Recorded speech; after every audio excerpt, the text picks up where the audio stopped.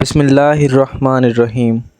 مسلم شریف کی حدیث جس میں اسحاق بن ابی طلحہ نے حضرت انس رضی اللہ تعالی عنہ سے روایت کیا ہے، فرماتے ہیں کہ ایک عورت اللہ کے رسول صلی اللہ علیہ وآلہ وسلم کی خدمت میں سوال کرنے کے لیے حاضر ہوئی۔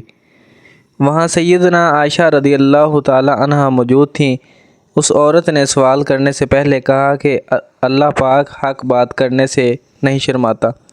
پھر عرض کیا کہ یا رسول اللہ صلی اللہ علیہ وآلہ وسلم، عورت اگر خواب میں وہ دیکھے جو مرد دیکھتا ہے اور اپنے جسم پر وہ دیکھے جو مرد دیکھتا ہے تو کیا کرے؟ یہ سن کر سیدنا عائشہ رضی اللہ تعالی عنہا نے فرمایا، اے ام سلیم، تم نے عورتوں کو رسوا کر دیا، تیرے ہاتھ خاک آلود ہوں۔ حضرت عائشہ رضی اللہ تعالی عنہا کا یہ کہنا تھا کہ تیرا دایاں ہاتھ خاک آلود ہو بری بات نہیں بلکہ عرب کے رواج میں اچھی بات تھی، یہ کہ ایسا سوال کرنا تو بڑے عیب کی بات ہے۔ رسول اللہ صلی اللہ علیہ وآلہ وسلم نے عائشہ رضی اللہ تعالی عنہا سے فرمایا، بلکہ تیرے ہاتھ خاک آلود ہوں۔ اے ام سلیم، جب عورت اس طرح دیکھے تو اس کو غسل کرنا چاہیے۔ جی ہاں، پوچھنا عیب کی بات نہیں بلکہ نہ پوچھنا اور جہالت کی زندگی گزارنا عیب کی بات ہے۔ جانتے ہیں وہ خاتون کون تھیں جس نے بغیر کسی جھجک کے یہ سوال رسول اللہ صلی اللہ علیہ وآلہ وسلم سے پوچھا؟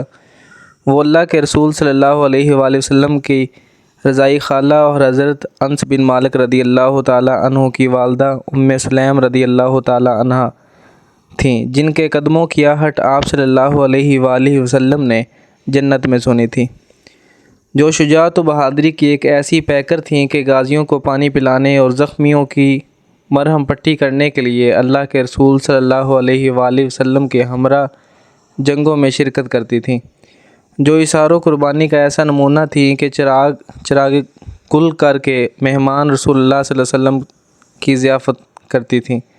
ام سلیم رضی اللہ تعالی عنہ نے ہجرت نبوی صلی اللہ علیہ وآلہ وسلم سے پیشتر اسلام قبول کیا۔ مدینہ کی تھیں۔ شوہر مالک بن نضر تھا جو کاروبار کے لیے باہر گیا تھا۔ شوہر آیا تو ام سلیم نے اسے اپنے اسلام کے بارے میں بتایا اور اسلام کی دعوت بھی دی۔ اس نے کہا کہ تم بد دین ہو گئی ہو۔ ام سلیم رضی اللہ تعالی عنہا نے جواب دیا، میں بد دین نہیں ہوئی بلکہ حق کی پہچان حاصل کی ہے۔ شوہر نے اسلام قبول کرنے سے صاف انکار کر دیا اور سختی سے پیش آنے لگا۔ ایک دن گھر میں داخل ہوا تو دیکھتا ہے کہ ام سلیم اپنے بیٹے انس رضی اللہ تعالی عنہ کو کلمہ شہادت کی تلقین کر رہی ہیں۔ یہ دیکھ کر مالک نے کہا، تم میرے بیٹے کو بھی خراب کرنا چاہتی ہو؟ ام سلیم رضی اللہ تعالی عنہ نے کہا، میں اپنے بیٹے کو خراب نہیں بلکہ اچھا بنا رہی ہوں، میرا بیٹا بھی حق پر ڈٹے رہے۔ یہ ہے دین کی عظمت کا احساس، چاہے کچھ بھی ہو جائے، ازدواجی رشتہ ٹوٹ جائے وہ گوارا ہے، لیکن دین کا دامن ہاتھ سے نہ چھوٹ جائے یہ گوارا نہیں۔ جب مالک بن نضر کا ام سلیم رضی اللہ تعالی عنہ پر کوئی بس نہ چل سکا تو وہ گھر سے نکل کر شام کی طرف چلا گیا۔ ابھی راستے میں تھا کہ کسی دشمن نے اسے قتل کر دیا۔ اللہ کے رسول صلی اللہ علیہ وآلہ وسلم جب ہجرت کر کے مدینہ تشریف لائے تو سب نے دین کے لیے آپ کی خدمت میں کچھ نہ کچھ پیش کیا۔ اس آئیڈیل خاتون نے سوچا کہ میں اپنے دین کے لیے کیا کر سکتی ہوں۔ بالآخر اپنے بیٹے انس رضی اللہ تعالی عنہ کو آپ صلی اللہ علیہ وآلہ وسلم کی خدمت میں لے گئیں اور کہا کہ میرا بیٹا انس آج سے آپ کا خادم ہے۔ اس طرح انہوں نے آپ صلی اللہ علیہ وآلہ وسلم کی خدمت کے لیے حضرت انس رضی اللہ تعالی عنہ کو وقف کر دیا تاکہ انہیں نیک صحبت ملے۔ آپ صلی اللہ علیہ وآلہ وسلم کے اخلاق حمیدہ کا اس میں عکس آئے، چنانچہ انس رضی اللہ تعالی عنہ خود کہتے ہیں کہ میں نے آپ صلی اللہ علیہ وآلہ وسلم کی 10 سال تک خدمت کی۔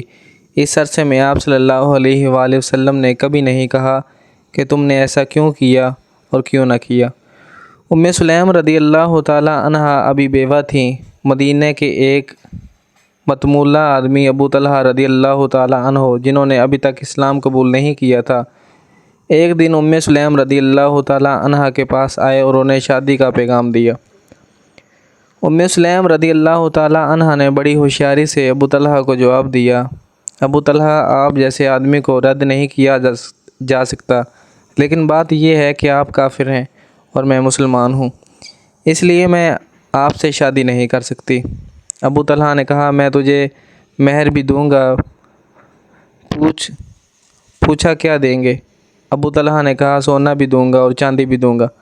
ام سلیم رضی اللہ تعالی عنہ نے کہا مجھے سونے کی تمنا ہے نہ چاندی کی خواہش، ہاں اگر آپ نے اسلام قبول کر لیا تو یہی میرا مہر ہوگا اور اس کے علاوہ مجھے کچھ مطلوب نہیں۔ مطلب یہ کہ انکار شادی کرنے سے نہیں بلکہ انکار اس بات سے ہے کہ آپ مسلمان نہیں ہیں۔ اگر آپ اسلام قبول کر لیں تو مجھے آپ سے شادی کرنے میں کوئی اعتراض نہیں ہوگا۔ اور فرمایا کہ اے ابو طلحہ آپ اسی بت کی عبادت کرتے ہیں جسے فلاں قبیلے کے حبشی غلام بناتا ہے، اس میں آگ لگا دی جائے تو جل کر خاکستر ہو جائے اور اس میں کوئی نفع اور نقصان پہنچانے کی طاقت نہیں، پھر بھی آپ اس کی پوجا کرتے ہیں۔ ابو طلحہ رضی اللہ تعالی عنہ نے اس مسئلے پر سنجیدگی سے سوچا اور غور کیا، بالآخر ایک دن رسول اللہ صلی اللہ علیہ وآلہ وسلم کے پاس گئے اور اسلام قبول کر لیا۔ اس طرح ام سلیم رضی اللہ تعالی عنہ سے ابو طلحہ رضی اللہ تعالی عنہ کی شادی ہو گئی۔ یہ اسلام کی پہلی شادی تھی جس میں مہر اسلام قبول کرنا طے کیا گیا۔ ام سلیم رضی اللہ تعالی عنہ ابو طلحہ رضی اللہ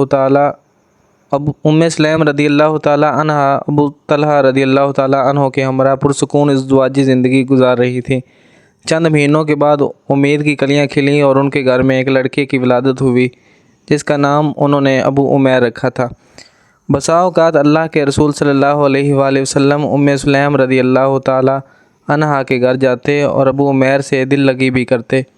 اتفاق سے وہ بیمار ہو گئے، ماں باپ نے دیکھ بھال میں کوئی کمی نہ کی لیکن بیماری بڑھتی گئی۔ ادھر ابو طلحہ رضی اللہ تعالی عنہ کا معمول بن گیا کہ فجر کی نماز اللہ کے رسول صلی اللہ علیہ وآلہ وسلم کے ساتھ ادا کرتے اور زوال سے پہلے آتے تو کھانا کھاتے، قیلولہ کرتے، پھر ظہر کی نماز کے بعد جاتے تھے تو آپ کے پاس سے عشاء کے بعد ہی لوٹتے تھے۔ ایک دن جب کہ ابو طلحہ رضی اللہ تعالی عنہ اللہ کے رسول صلی اللہ علیہ وآلہ وسلم کے پاس تھے تو ابو عمیر کی طبیعت بے حد خراب ہوئی، یہاں تک کہ ان کی وفات ہو گئی۔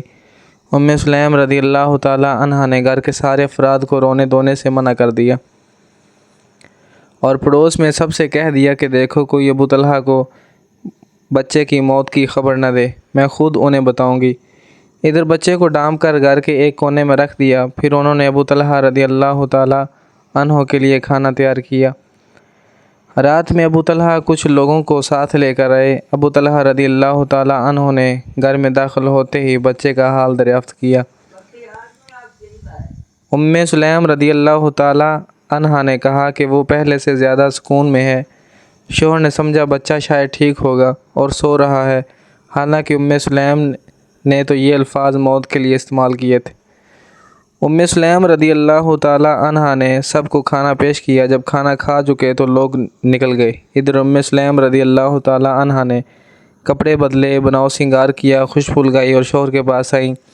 حضرت ابو طلحہ رضی اللہ تعالی عنہ کو خوشبو محسوس ہوئی تو جسمانی تعلق قائم کر لیا۔ ذرا غور کریں، ام سلیم رضی اللہ تعالی عنہ ایک عورت ہے جس کے پاس وہی دل تھا جو آج کی عورت کے پاس ہے، جس میں بچے کی محبت تھی اور بچہ اللہ کو پیارا ہو چکا، لیکن اللہ کے فیصلے پر ایسا پختہ یقین ہے کہ صبر کی چٹان بنی ہوئی ہے۔ بات یہیں پر ختم نہیں ہوتی بلکہ جب رات کا ایک حصہ گزر جاتا ہے اور ابو طلحہ رضی اللہ تعالی عنہ پرسکون ہو جاتے ہیں تو ام سلیم رضی اللہ تعالی عنہ نے موت کی خبر دینے کے لیے نہایت سنہرا اسلوب اختیار کیا۔ کہا کہ دیکھیے نا، آج عجیب ماجرا ہوا، فلاں آدمی نے فلاں آدمی کا سامان مستعار کر لیا۔ آج سامان والے اپنا سامان مانگنے کے لیے آئے تو انہوں نے دینے سے انکار کر دیا۔ ابو طلحہ رضی اللہ تعالی عنہ نے کہا نہیں، انکار کرنے کا کوئی حق نہیں بنتا۔ یہ دراصل ام سلیم رضی اللہ تعالی عنہ کی تمہید تھی۔ اب ام سلیم رضی اللہ تعالی عنہ نے کہا تو پھر آپ کا بچہ بھی آپ کے پاس اللہ کی امانت ہے۔ اللہ کی امانت تھا، آج اس نے اپنی امانت واپس لے لی۔ چلیے اور بچے کی تجہیز و تکفین کا انتظام کیجیے۔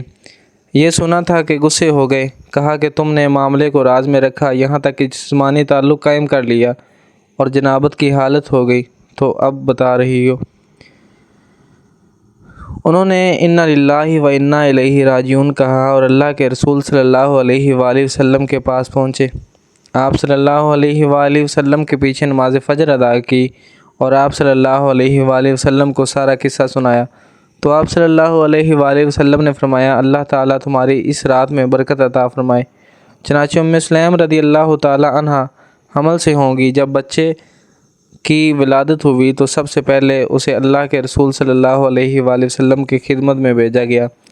چنانچہ آپ صلی اللہ علیہ وآلہ وسلم نے اس کی تہنیک کی اور اس کا نام عبداللہ رکھا۔ اللہ تعالی ہم سب کو حضرت ام سلیم رضی اللہ تعالی عنہا جیسا صبر عطا فرمائے، آمین۔